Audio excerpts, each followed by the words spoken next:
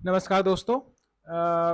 जो मेरा लेक्चर 2 था उसमें कुछ चीज़ें थोड़ा रह गई थी क्योंकि वीडियो कुछ ज़्यादा ही बड़ा हो रहा था। तो इस वीडियो में मैंने क्या किया है कि जो आपकी एनसीईआरटी है, तो उसको कैसे पढ़ना है अगर सीबीएसई की 11th क्लास की एनसीईआरटी है ये। तो इसमें देखिए आपको सब कुछ नहीं पढ़ना है, जो पढ़ना है उसको मैंने हाइलाइट कर दिया है। जैसे सबसे पहले तो 1966 में अमेरिकन अकाउंटिंग एसोसिएशन ने जो डेफिनेशन दी थी, इसको देख लीजिएगा। कई बार एग्जाम में आ जाता है कि ये डेफिनेशन बताइए किसने दी है। तो लेखांकन आर्थिक सूचनाओं को पहचानने, मापने, संप्रेषित करने की एक ऐसी प्रक्रिया है जिसके आधार पर सूचनाओं के उपयोगकर्ता तर्कयुक्त निर्णय लेने में सक्षम होते हैं। तो इसमें क्या है, आर्थिक सूचनाओं को पहचानने, मापने, संप्रेषित करने की ये क्या है, प्रक्रिया है। तो इसमें देखिए 3 टर्म्स दिए हुए हैं, ठीक। और उपयोगकर्ता तर्कयुक्त निर्णय लेने में सक्षम बनते हैं। तो ये किसने दिया है? अमेरिकन अकाउंटिंग एसोसिएशन ने, ठीक है। अच्छा, फिर लेखांकन निर्णयकर्ताओं को आर्थिक क्रियाओं एवं उनके निर्णयों के परिणामों से जोड़ता है। तो ये एक स्टेटमेंट के रूप में आ सकता है कि ये स्टेटमेंट सही है या नहीं है, ठीक है। तो लेखांकन क्या करता है, जो निर्णयकर्ता होते हैं, है ना, लेखांकन निर्णयकर्ताओं को आर्थिक क्रियाओं एवं उनके निर्णय के परिणामों से जोड़ता है। तो लेखांकन प्रक्रिया क्या कर रही है, आपको लेखांकन सूचना का संप्रेषण कर रही है। फिर उस सूचना से आप क्या कर रहे हैं, निर्णय ले रहे हैं, है ना। आर्थिक घटनाओं से क्या हो रहा है, लेखांकन प्रक्रिया हो रही है, लेखांकन प्रक्रिया से सूचना संप्रेषण हो रहा है, और फिर उससे आप डिसीजन मेकिंग कर रहे हैं, और फिर उससे आर्थिक आर्थिक गतिविधि कर रहे हैं। तो ये आप थोड़ा देख लीजिएगा, ठीक है। फिर इसके बाद देखिए, तो ऊपर जो परिभाषा है उसके आधार पर जो लेखांकन है वो क्या है, किसी संगठन की आर्थिक घटनाओं को पहचानने, मापने और लिख कर रखने की प्रक्रिया है। तो मैंने आपको पहले ही बताया था, पहचानना मतलब आइडेंटिफिकेशन, मापना मतलब मेजरमेंट, लिख कर रखना मतलब इसकी एंट्री करना, रिकॉर्डिंग, है ना, इन अ सिग्निफिकेंट मैनर, जिसके माध्यम सूचनाओं से संबंधित आंकड़े उपयोगकर्ताओं तक संप्रेषित किए जाते हैं। तो हम क्या बनाते हैं, हम जर्नल बनाते हैं, जर्नल के बाद लेजर बनाते हैं। पहले हम क्या बनाते हैं, जर्नल बनाते हैं, लेजर बनाते हैं, लेजर के बाद ट्रायल बैलेंस बनता है, उसके बाद फाइनल अकाउंट्स बनता है, फिर फाइनल अकाउंट्स का क्या होता है, इंटरप्रिटेशन होता है, उसी से डिसीजन मेकिंग होती है। तो यहाँ पर बात हुई है आर्थिक घटनाओं की, पहचान, मापन, अभिलेखन, संप्रेषण की, संगठन की, सूचना से संबंधित उपयोगकर्ता की। तो ये सब हम ऑलरेडी पढ़ चुके हैं। अब इसके बाद जो बॉक्स वन दिया इसमें आपको कुछ नहीं पढ़ना है, फालतू की बातें हैं, बस इतना जान लीजिए। अकाउंटिंग का कई बार आपसे जनक पूछा जाएगा कौन है, तो फादर ऑफ अकाउंटिंग आप समझ लीजिए, लूकस पेसियोली, ठीक है। जब भी आपसे पूछा जाए तो आप क्या बताएंगे, लूकस पैसियोली, ठीक है। अब अकाउंटिंग का जन्म कहाँ हुआ था, कौन से देश में हुआ था, तो आंसर होगा इटली। कहाँ हुआ था, इटली में हुआ था, ठीक है।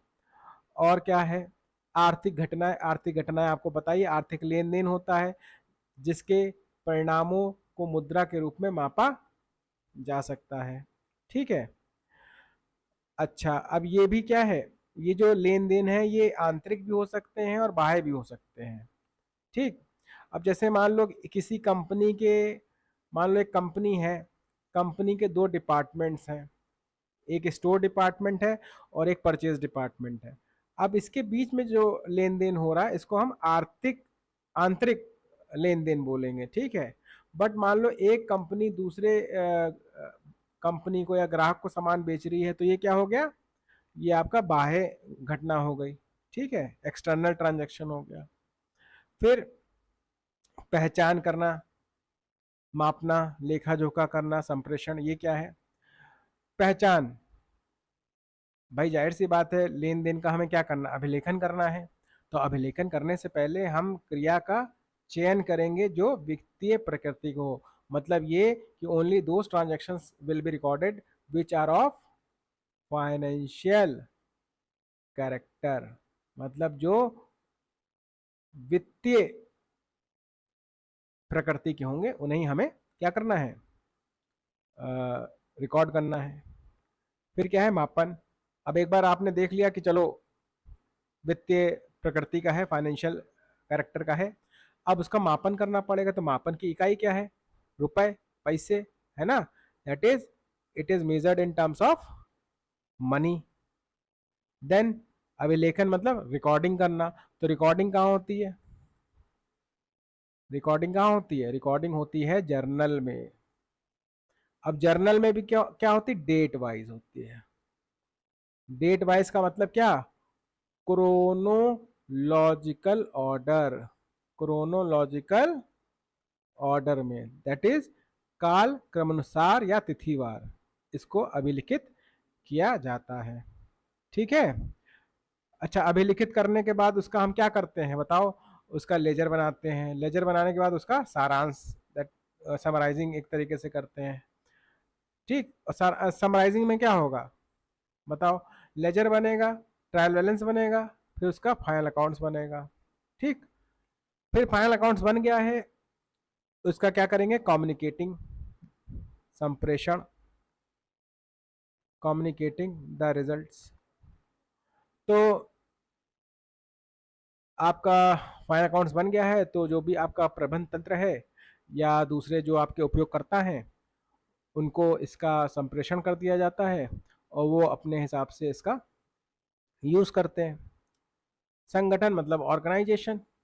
तो संगठन कैसा हो सकता है सर, ये प्रॉफिट मेकिंग भी हो सकता है, नॉन प्रॉफिट मेकिंग भी हो सकता है। अकाउंटिंग तो हर तरीके का संगठन करेगा। ठीक है, चाहे उसका उद्देश्य लाभ कमाना हो चाहे ना हो, एकल स्वामित्व इकाई हो चाहे साझेदारी फर्म हो, सहकारी समिति हो, कंपनी हो, स्थानीय निकाय हो, नगर पालिका हो, कोई भी संगठन हो, सब क्या करते हैं, अकाउंटिंग करते ही हैं।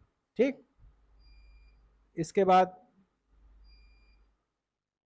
उपयोगकर्ता, जैसा कि मैंने बताया था, आंतरिक उपयोगकर्ता और बाह्य उपयोगकर्ता। तो आंतरिक में कौन आ जाएगा, मुख्य कार्यकारी, वित्तीय प्राधिकारी, उप प्रधान, व्यवसायिक इकाई प्रबंधक, संयंत्र प्रबंधक, स्टोर प्रबंधक, लाइन पर्यवेक्षक, मतलब जो आपके इंटरनल हैं ऑर्गेनाइजेशन के। फिर जो एक्सटर्नल यूजर्स हैं वो कौन है, भावी निवेशक, लेनदार, जिसमें बैंक आ गया या अन्य वित्तीय संस्थाएं आ गई, है ना, नियमन एजेंसी, कंपनी रजिस्ट्रार हो गया, सेबी हो गया, लेबर संगठन हो गया, व्यापारिक संघ हो गया, स्टॉक एक्सचेंज हो गया, ग्राहक हो गया। तो ये सब आपके एक्सटर्नल यूजर्स होते हैं। तो इसमें एग्जांपल यही बनता है कि कौन सा एक्सटर्नल है कौन सा इंटरनल है, आपको पहचानना होता है। ठीक है, तो बस इसमें kinds of accounting, types of accounting मैंने आपको बताई दी थी। वित्तीय लेखांकन, लागत लेखांकन, प्रबंध लेखांकन। ठीक, फिर हमने इसकी गुणों की चर्चा की थी, गुणात्मक विशेषता, ये बहुत पूछता है। तो विश्वसनीयता का मतलब क्या है भाई, रिलायबल होनी चाहिए, इंफॉर्मेशन कैसी होनी चाहिए, रिलायबल होनी चाहिए। तो जाहिर सी बात है कि जो उपयोगकर्ता हैं, आप जो भी सूचना दे रहे हैं उसी पर वो निर्भर है, उसी पर वो डिसीजन मेकिंग कर रहे हैं। तो अब वो इस पे विश्वास करें या ना करें, है ना। तो जो आपका प्रस्तुतिकरण है वो इस तरीके का होना चाहिए कि उस पर विश्वास किया जा सके। तो विश्वसनीय सूचना कैसी होती है, जिसमें अनावश्यक अशुद्धि, व्यक्तिगत आग्रह से मुक्त होनी चाहिए। ठीक है, तो अगर कोई इंफॉर्मेशन विश्वसनीय बनानी है तो वो अननेसेसरी अशुद्धि से मुक्त होनी चाहिए और आपके पर्सनल जजमेंट से भी मुक्त होनी चाहिए। ठीक है, मतलब विश्वास के योग्य होनी चाहिए। फिर आगे देखें हम, प्रासंगिकता की बात करें, रेलेवेंस जिसकी हमने बात करी थी, रेलेवेंस। तो रेलेवेंस कब होगी कोई इन्फॉर्मेशन, अगर आपको समय पर कोई इन्फॉर्मेशन चाहिए और समय पर उपलब्ध हो जाए तो रेलेवेंट है। ठीक है, अभी जैसे मान लो अभी मैं पूछ रहा हूँ कितना बज रहा है, आपको 1 घंटे बाद मुझे बताएगा तो मेरे लिए कोई रेलेवेंट होगा, नहीं होगा। ऐसी इंफॉर्मेशन जिससे पहले से कुछ अनुमान लगाया जा सके, है ना, जिससे कोई प्रत्युत्तर दिया जा सके, तो जो मेरे निर्णय को प्रभावित करे, वो क्या है, रेलेवेंट है। तो अब क्वेश्चन कैसा बन सकता है, आपसे यही पूछ लेगा whether the information is relevant और नॉट। तो आपको इन चीजों पर उसके क्या करना पड़ेगा, चेक करना पड़ेगा, क्या ये समय पर उपलब्ध है, कैसे पूर्वानुमान लगाया जा सकता है, प्रत्युत्तर दिया जा सकता है, क्या इसको निर्णय को मेरे प्रभावित कर रहा है कि नहीं, अगर है तो रेलेवेंट है, वरना नहीं है। ठीक है। फिर बोधगम्यता, अंडरस्टैंडेबिलिटी। अब लोग निर्णय लेते हैं तो जाहिर सी बात है लेखांकन की जो सूचना है उनके समझ में आनी चाहिए, है ना। तो इस तरीके से उसको तैयार करो, इस तरीके से उसको प्रस्तुत करो कि लोग उसको आराम से समझ लें। तो संदेश तभी संप्रेषित माना जाता है जब प्रेषणी द्वारा उसे उसी अर्थ में समझा जाए जिस अर्थ में भेजा गया है।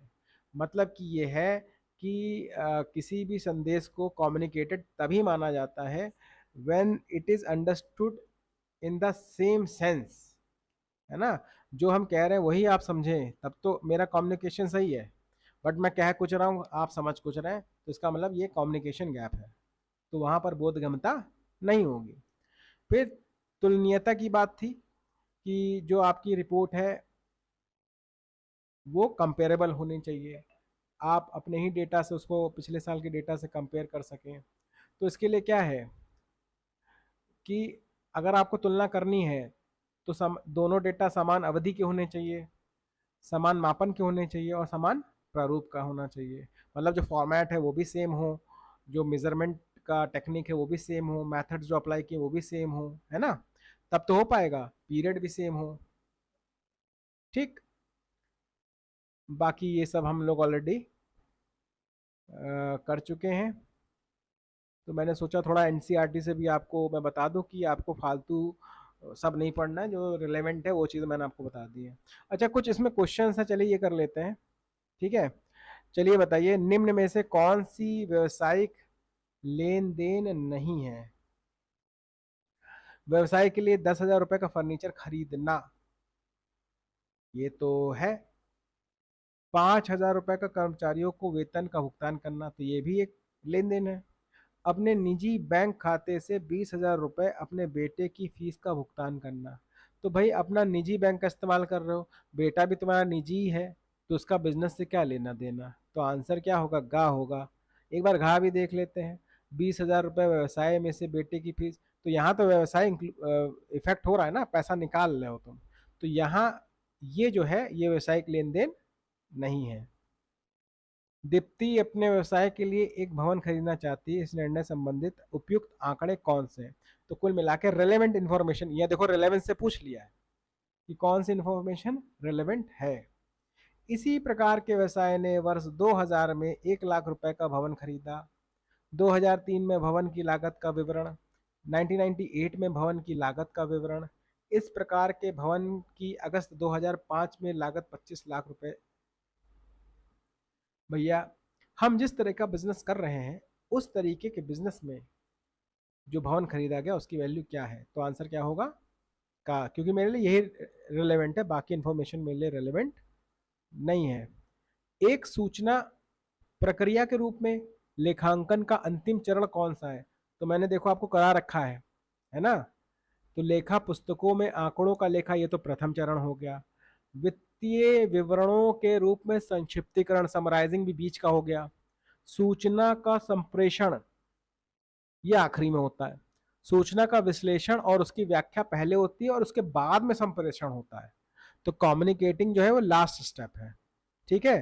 तो पहले क्या होता है, देखो पहले हम ट्रांजैक्शन को रिकॉर्ड करते हैं जर्नल में, फिर लेजर बनाते हैं, है ना, फिर ट्रायल बैलेंस बनाते हैं, फिर उसके बाद फाइनल अकाउंट्स बनाते हैं, फिर इसकी क्या करते हैं, व्याख्या करते हैं, क्या करते हैं, व्याख्या करते हैं, फिर उसके बाद कम्युनिकेट करते हैं।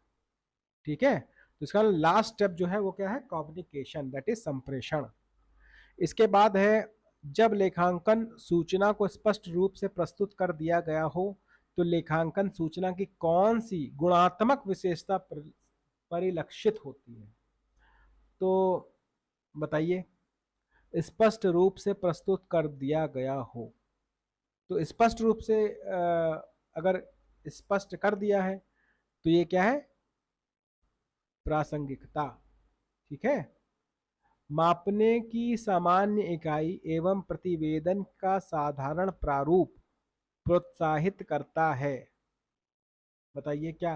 अरे तुल्यता, कंपेरेटिबिलिटी। ठीक है भैया, ये एनसीईआरटी क्वेश्चन है, एज इट इज आ सकते हैं, तो भैया इसको कर लीजिएगा। ठीक है। अब बाकी इसमें जो चीजें हैं उनको हम नेक्स्ट लेक्चर में देखेंगे। ठीक है। तो again I am saying you, channel को लाइक, सब्सक्राइब एंड शेयर ये करते रहिए, मुझे मोटिवेट करते रहिए, मैं आप लोग के लिए मेहनत करता रहूँगा। Okay, bye.